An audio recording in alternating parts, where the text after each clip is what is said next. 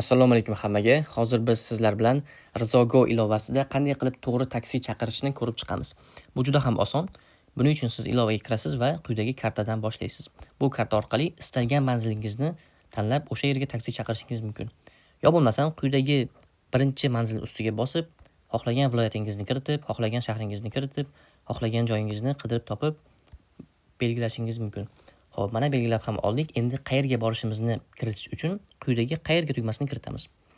Va bu yerdan Toshkentdagi istalgan manzilimizni tanlab kiritamiz va quyidagi sahifaga o'tamiz.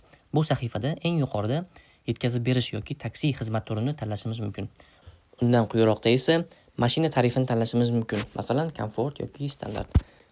Xo'p, eslatib o'tamiz, Rizogo'da standart tarifida Gentra, Cobalt, Onyx, Monza kabi mashinalar keladi.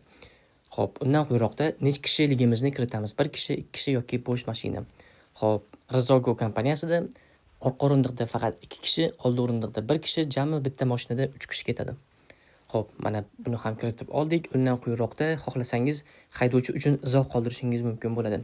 Va agar siz ayol kishi uchun taksi chaqirayotgan bo'lsangiz, o'ng burchakdagi tugmani bosib, bu yerdan ayol kishi bo'lsin degan filtrni yoqib qo'yishingiz mumkin bo'ladi. Xo'p, mana bularni ham kiritib oldik. Endi oxirgi pastdagi tugmani bosib, yo'lovchi jinsini kiritamiz va soat nechida ketmoqchiligimizni belgilab kiritamiz. Xo'p, mana belgilab ham oldik. Endi pastdagi band qilish tugmasini unga surish orqali taksi chaqirishimiz mumkin. Mana biz tomonimizdan qilinish kerak bo'lgan barcha ish bajarilib bo'ldi. Endi haydovchilar bizning buyurtmamizni qabul qilishni biroz kutsak bas.